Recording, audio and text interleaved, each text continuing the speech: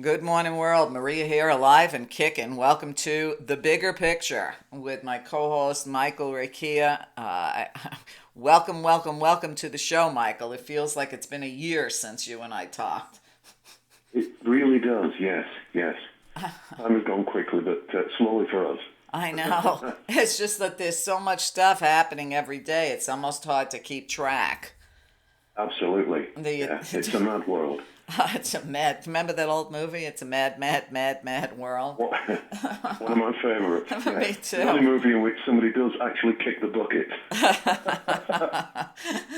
But it's kind of funny because my sister told me that when she was sitting by my father's bedside when he was dying, I guess one of the machines he was connected to while he was sleeping uh, went off. It started buzzing. And he woke up and he looked at my sister and he said, "Paul, what happened?" He said, "Did I kick the bucket?"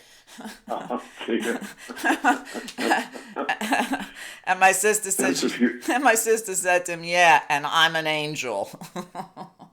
oh, dear. Sense of humour to the end. To the end, that's how my family is. Sense of humor and a huge appetite. Let's not leave that out. Only Italians can gain weight on the way to the grave, Oh, dear. but that's the way we are.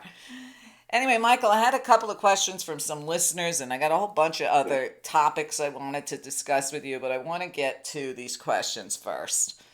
yes, And one of them deals with the law of attraction. yes. And his question, it's two parts. So I'll give you the first part. Is the Okay. law of attraction what we, as angelic beings, created as a new or better way of creating and experiencing life that eventually caused the fall? We have this natural attraction, don't we? What we believe to be true, we pull towards ourselves because that's how we operate as the angelic beings we just mentioned. Where the fall was concerned, we decided that we knew a better way of creating matter. We knew a better way. And we were advised not to do it, and we said we were going to do it anyway because it would help to glorify God within us and God outside of ourselves. And we got it wrong, so we entrapped ourselves within this illusion that we find ourselves in. So the law of attraction, I don't know how that came to play within the fall. It's obviously still with us, but the law of attraction means that whatever we believe to be true, whatever our dominant thoughts are, we attract more of the same.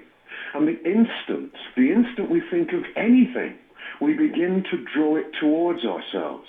Have you ever noticed that you might have a stray thought about something, some aspect of life, and then you hear that aspect of life mentioned on the television, you see it in the newspaper that same day, somebody talks to you about it in passing? It's because thoughts cluster together as soon as we've thought of them. We pull towards ourselves similar thoughts. But that's an interesting prospect because it means that if we want to, we can attract good things to ourselves. We can attract good things to this world, and we can attract good things to life. And that's why it's so important in Joseph's books to send out light and to attract light and to pull together light workers so we become a force for good and we eventually undo the effects of the fall. Right. Okay. So would you say that the law of attraction is something that we created after the fall? No, I think it's part of our inherent angelic makeup. I Okay. think it's a mechanism by which we pull to ourselves out of the soup of possibility around ourselves that which we wish to create. In other words, we have this magnetic effect on the matter around us in order that we can give form to whatever we want to give form to. Of course, we don't do that consciously now, we do that subconsciously, but nevertheless, it's still there as a law. Right.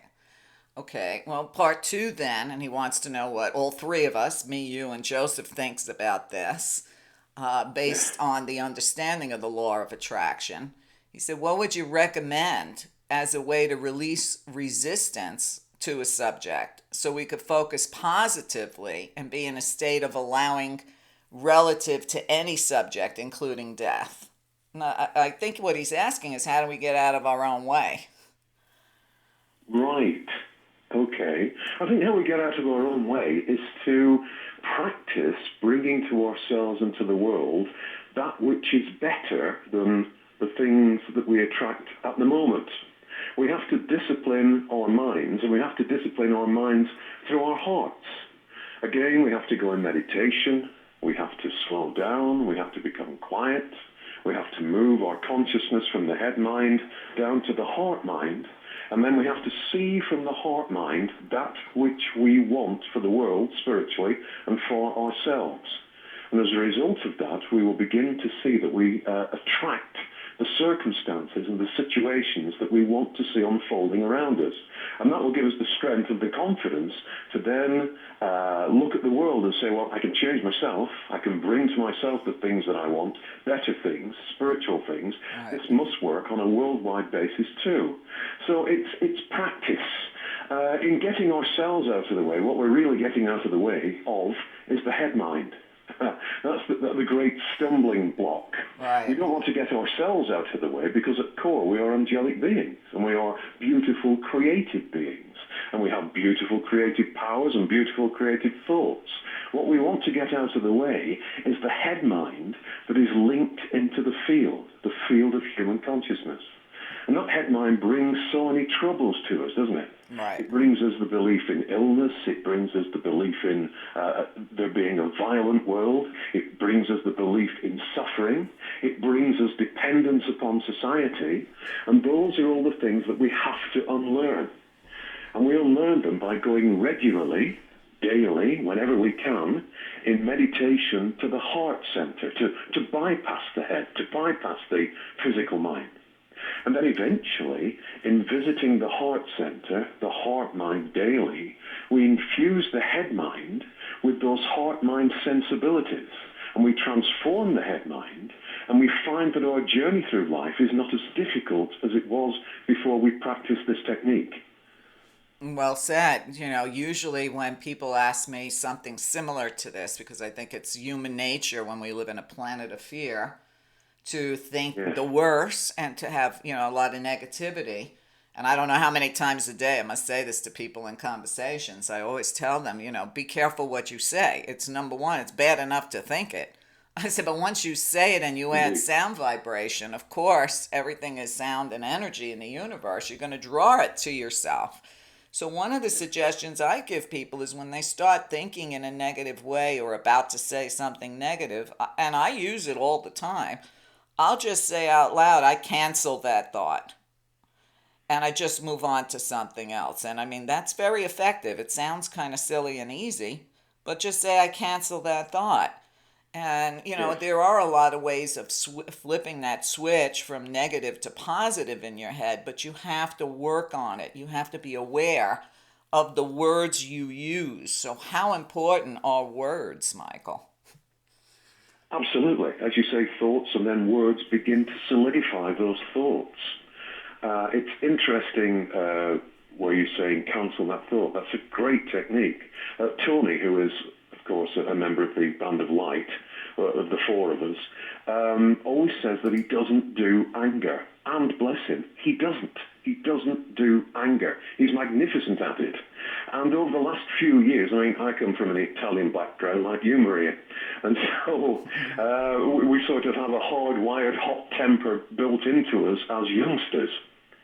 But I don't do anger now. And if I find myself becoming anger, I take time out from that anger. And I say, no, step back from that. And I become calm and I become quiet and I step away from it and diffuse it. Mm-hmm. So we can, as you say, cancel those thoughts, and we can cancel those angry thoughts too. And then we find that we react differently to every situation, and we have access, because we're not angry, because we're not violent, because we're not fearful, to inspiration more. And the promptings of the heart mind in creating a better society and a world for ourselves and for everyone else here.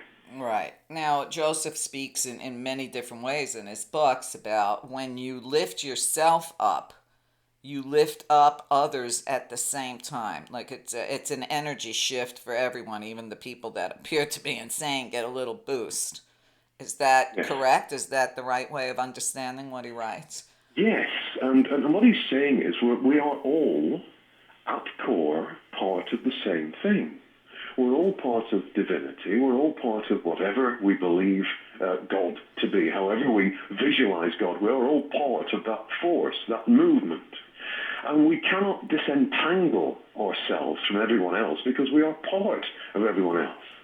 So as we elevate ourselves through right thinking, through light thinking, we inevitably raise up everyone in terms we can understand beneath us. By that I mean not at that level of vibration yet. It is inevitable.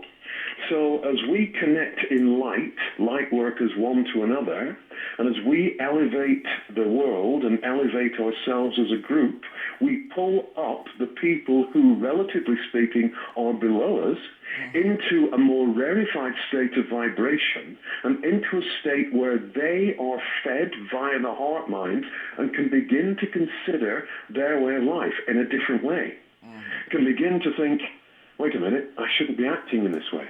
Right. I shouldn't be violent. I shouldn't be angry. I shouldn't be so selfish.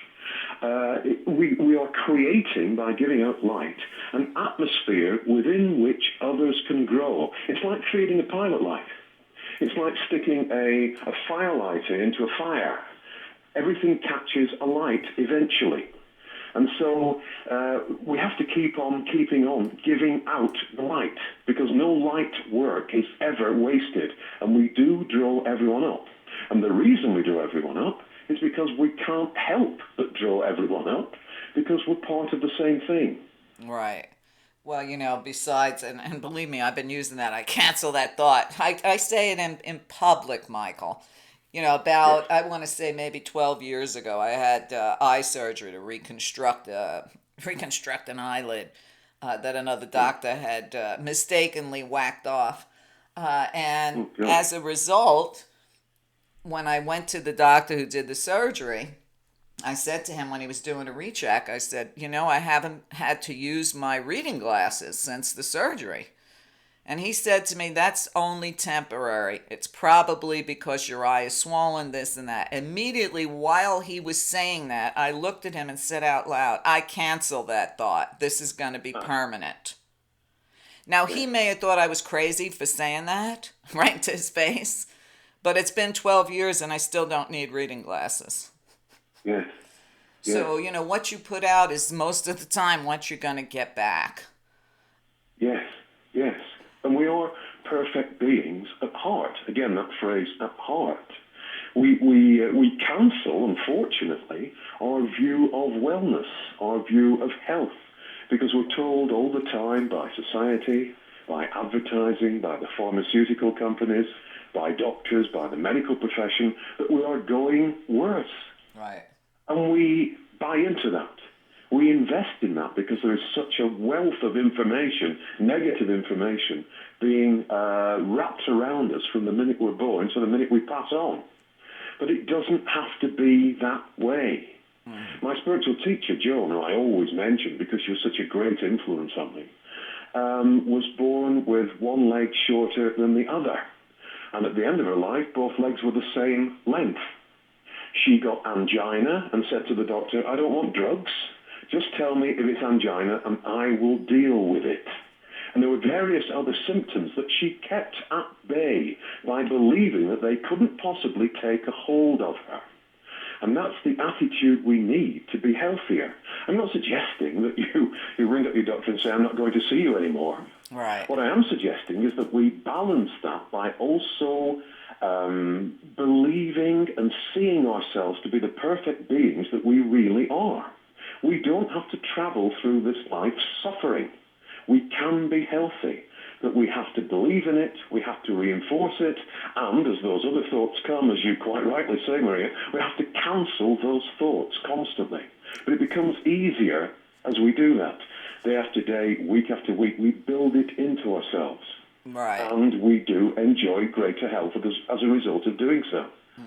Well, I also think that another part answer to the question asked was it might make it easier for people if they stay in a state of gratitude, if they're actually thankful and stay in, in a state, like I said, of gratitude.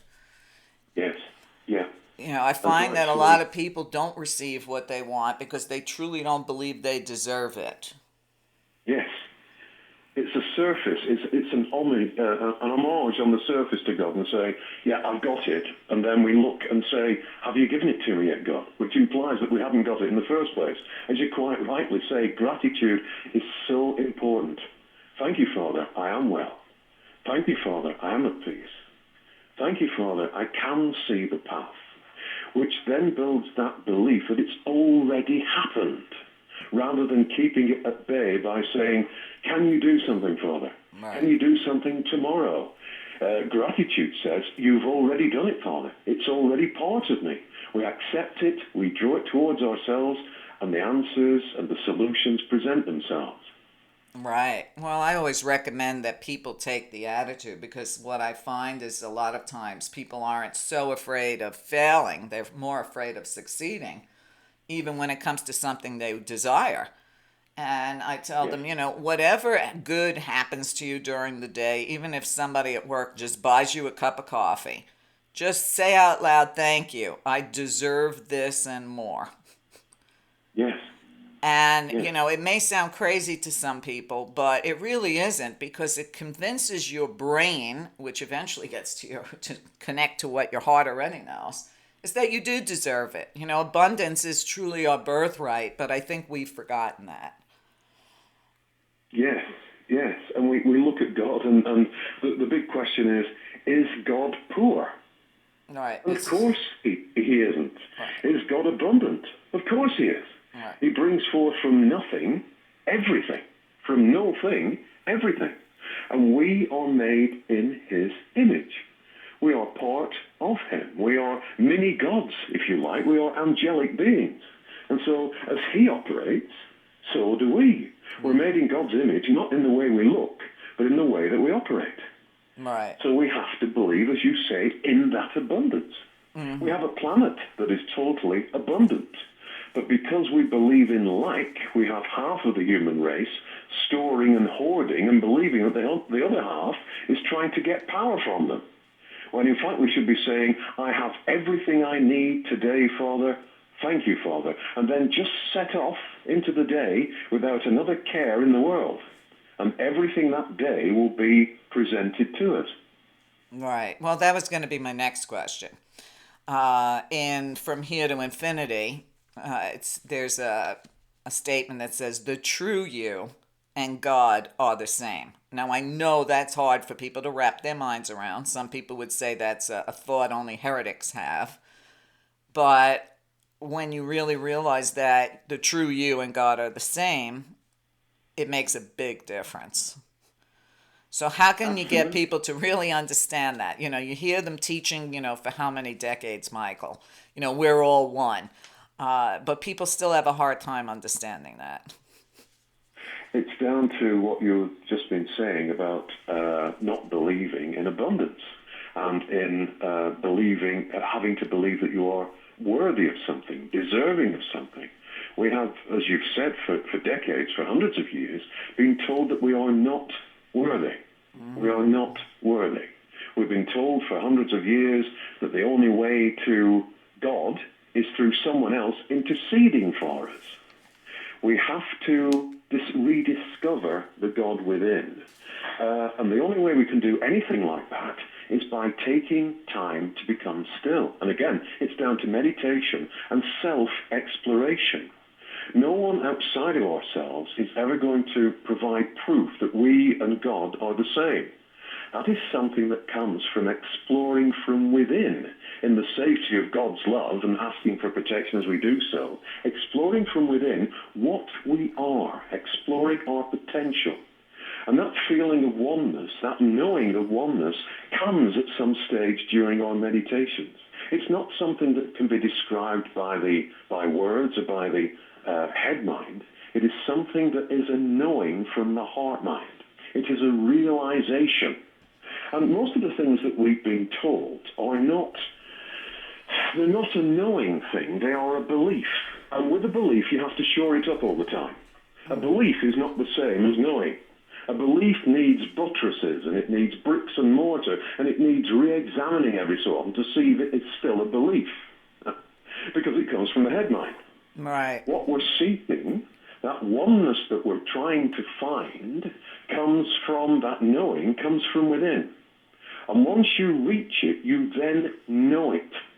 And you know it for the rest of your life and for all eternity and for all infinity. You don't have to re-examine it.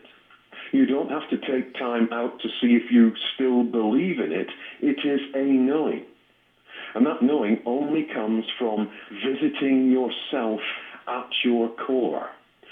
I mean, we have such a loud, such a noisy, such a demanding society at the moment that most people don't take time at all, even to be quiet, let alone to examine their spiritual values and their spiritual core. It's something that we've forgotten, and it's something that we have to get back to. We have to create space. We have to create time to examine what we are, to commune with the God within, to ask the questions that are being asked tonight. And in doing that, the answers come. But they can't come if we don't make time for them, Right. if we don't make space for them. And if we ask someone else, I can have my opinion, you can have your opinion, Maria, but those are just opinions until you have actually visited your core and taken them on board as knowledge, as knowing. Right. And then you don't ask the questions anymore. Right. Right. Well, I always tell people the word lie is in the word belief. Yes. And then, it goes back to the power of words, because when I do counsel people and they need things or want things in their lives, I say, well, when you're communicating what all that is, don't use the word need or want, because they'll bring you more of the same. You have to be careful of your words. And using the word desire or require is certainly a lot better than saying I need or I want. Yes. So words are important, and we look at this world where people are forgetting even how to spell because everything is texting and chasing Pokemon. It's kind of sad because language and words is all related to numbers, and it makes a difference in how we project ourselves out there. Yes. Yes. We're being pulled into a world of, as you say, text and quick bites of information. And we don't realize that technology is in the hands of the field. That sounds very conspiratorial, but it is. Technology in itself is not a bad thing. But the way that we use it increasingly is, because we are immersing ourselves constantly in this barrage of information that doesn't leave us time to think, to breathe, to feel the pulse of God within us and to examine the pulse of God within us. As I think I've said before on this show, we live opposite a bus stop, and buses come by, and there are double-deckers, of course, as we have in the UK. And on each deck, you've got people who, no matter what time of day or night, are immersed in their tablets or their mobile phones. Mm-hmm. And from getting up to going to bed, that is their world. Right. The illusion that we've created now has an illusion within it, wrapped within it. So we have two illusions to deal with. And a lot of young people have two illusions to deal with. There should be a time, but there isn't a time, when young people say, I'm not going to go on my phone for an hour or a couple of hours. Right. I'm going to be quiet. We have to get back to being quiet to discover our potential and who we are. Mm-hmm. Well, in Joseph's books, he talks about the expression God is, period. Yes. Now, every time I look at that, and, like I said a million times, in case anybody gets offended out there, God can be whatever you believe it is, okay? Yes. But I also know one of the more powerful statements we can make as human beings is, I am. So what I do when something crazy is happening during the day, all of a sudden I feel like somebody shot an arrow at me, and there's no arrow. I will say to myself a few times in my head or out loud, God is, I am. And it kind of makes that situation go away. So it's like a quick little mantra. I use it as a quick little mantra. God is, I am. Yes, we are acknowledging the God in the situation. We're acknowledging the God in ourselves. We are resetting the situation. And it takes us out of the situation. And it takes us into the best possible situation because we are immersed in God love, God positivity, and God creativity. So yes, and it's wonderful that you say that. And I wonder how many people during the day actually consider God. The missing equation in the world at the moment is God knowledge or knowledge of God. And there must be millions of people who get up in the morning and work through the day and go to bed at night and never have one God thought or one thought for God. And as you've said, the God is resets the equation. And it would be wonderful if people started to examine that possibility of being a part of God. We have become, despite our religions, a godless society. And that is very sad, because in being godless, we then focus on the material and look to the material to be the bringer of our joy, the bringer of our comfort, the bringer of solutions to our problems, and it never can be. It Right. never can be. We can't find solutions in heavy matter. We have to find solutions in connecting to what we are. Lighter matter, God matter, and God matters. So a plea, a plea if someone out there doesn't think of God in a day, take some time just to consider God, just to welcome God in, just to revisit the God that is within you and see what a difference that makes to your life and to the lives of the people whose lives you touch. Exactly. Well, if people can remember, and we should hyphenate remember, Yes. that they are God. I think about the flack John Lennon got for saying something similar, or David Icke for saying he was God, and people really thought he was a heretic. But when you really Yes. realize you are God, you are a creative force, you create your life from the minute you wake up till the minute you go to sleep. You create your whole day, you create your reaction to people around them, your living space, etc., etc. It gives you a different perspective. And I think that when you forget, that's when you get really upset, angry, depressed, because you get trapped in the illusion of this reality and you get sucked right in. Yes. And the illusion is powerful, particularly if we only spend our time thinking from the head mind. Because the head mind, as a computer, because that's what it really is connected to all the other computers around the globe. David, again, a member of the Band of Light, or fourth member of the Band of Light, always maintains that the weather is fine until people get up and start going to work, and it changes. And I do believe he's right. Right. If you get up at 6 o'clock in the morning, you can have a beautiful day. As soon as people get up and say, it's Monday again, or I've got to go to work again, en masse, so that thought is being multiplied by thousands, millions of minds, the weather changes. I Well, mean, we've had ups and downs politically here over the last few months, and this has been the worst summer that I can remember. well, here Because too. we...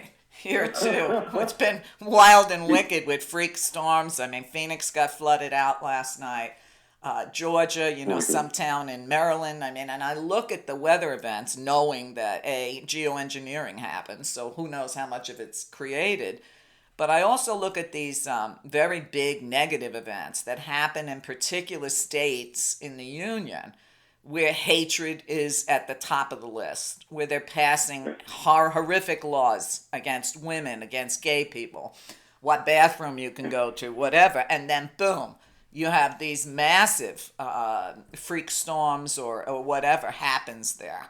And those are the same people that claim to be religious, blame everything that happens on to other people on God, but never make the connection when it's happening to them. Then what Yes, they put yes. out is what And, they get back. and also blame God himself, don't they?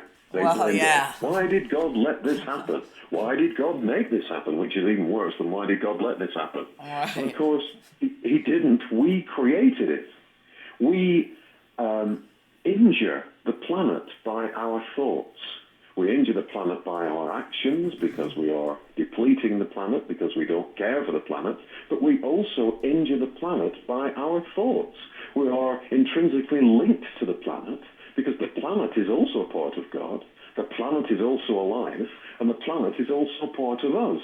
And so we affect it by our thoughts. And when we're negative, when we're violent, when we're disruptive, we disrupt the Earth's core. We disrupt the mantle of the Earth. We disrupt the atmosphere. We disrupt the clouds.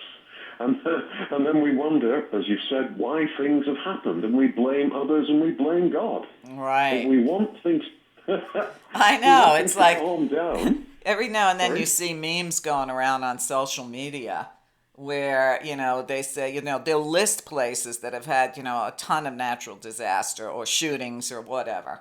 And they'll Yeah, say, instead of praying, to God after the event, why didn't you pray to make sure the event didn't happen?